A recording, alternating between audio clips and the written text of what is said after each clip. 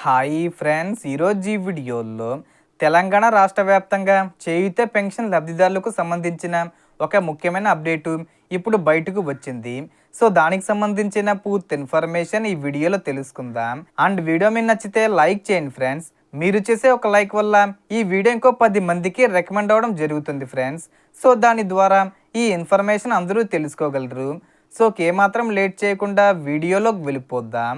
So ఇటీవలే ప్రభుత్వం చేపట్టిన పెన్షన్ వెరిఫికేషన్ ప్రక్రియలో భాగంగా రాష్ట్ర వ్యాప్తంగా సుమారు 1,28,000 పెన్షన్స్ రద్దు చేసినట్లు సమాచారం వెలువడింది.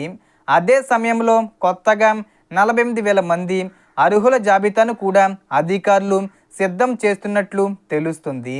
దీంతో చాలా మందిలో తమ పెన్షన్ను కొనసాగుతుందా లేదా అనే సందేహాలు నెలకొన్నాయి. ప్రస్తుతం అందుబాటులో ఉన్న సమాచారం ప్రకారం వెరిఫికేషన్ సమయంలో మరణించిన లబ్ధిదారులు, ఇతర ప్రాంతాలకు శాశ్వతంగా వలస వెళ్ళిన వారు, అర్హత ప్రమాణాలకు విరుద్ధంగా ఉన్నవారు, ఇన్కమ్ ట్యాక్స్ చెల్లిస్తున్నవారు, 5 ఎకరాలకు పైగా వ్యవసాయ భూమి కలిగిన వారు, అలాగే కొన్ని ఇతర అర్హత నిబంధనలకు సరిపోని వారు వివరాలను పరిశీలించినట్లు చెబుతున్నారు. అయితే మీ పెన్షను పొరపాటున రద్దయిందని అనుమానం ఉంటే వెంటనే సంబంధిత పంచాయతీ సెక్రటరీ అధికారులను లేదా సంబంధిత కార్యాలయాన్ని సంప్రదించి వివరాలు తెలుసుకోవచ్చు. అవసరమైతే అర్హత ఆధారాలు సమర్పించి పునఃపరిశీలన కోరే అవకాశం కూడా ఉండవచ్చు. మరోవైపు రాష్ట్రంలో కొత్త పెన్షన్స్ కోసం పెద్ద సంఖ్యలో దరఖాస్తులు పెండింగ్లో ఉన్నాయని సమాచారం. ఇప్పటికే సుమారు 2 లక్షల కొత్త పెన్షన్స్ మంజూరు చేసే దిశగా ప్రభుత్వం చర్యలు తీసుకుంటుందని, దరఖాస్తులు పరిశీలన కొనసాగుతుందని చెబుతున్నారు.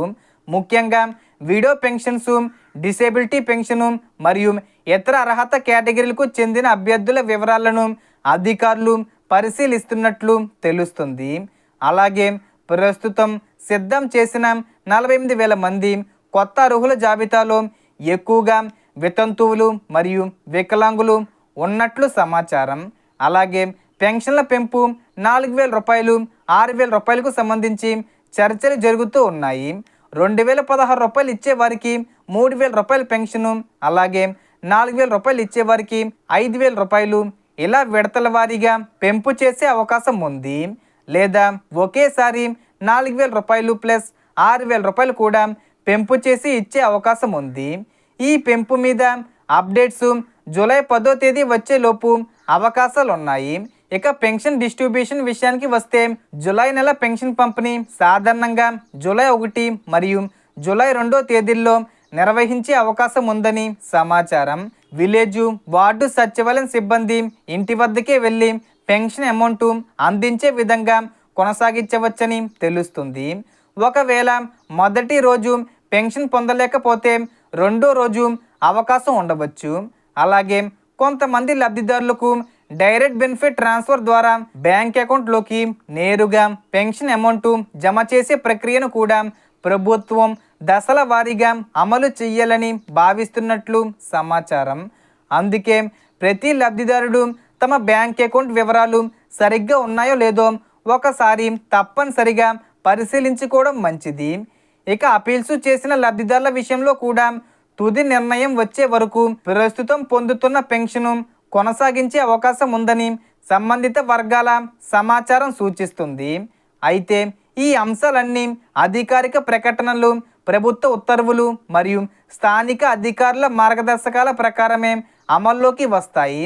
కాబట్టి ఎలాంటి పుకార్లను నమ్మకుండా అధికారిక సమాచారం ఆధారంగానే ముందుకు వెళ్ళండి.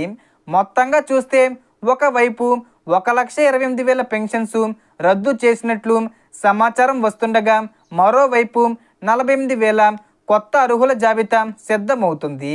అలాగే భవిష్యత్తులో 2 లక్షల కొత్త పెన్షన్స్ మంజూరు చేసే దిశగా కూడా చర్యలు కొనసాగుతున్నాయని చెబుతున్నారు. సో ఈ వీడియోలో ఇన్ఫర్మేషన్ ఫ్రెండ్స్. మీకు ఈ వీడియో నచ్చితే లైక్ చేయండి, షేర్ చేయండి అండ్ సబ్స్క్రైబ్ చేసుకోండి.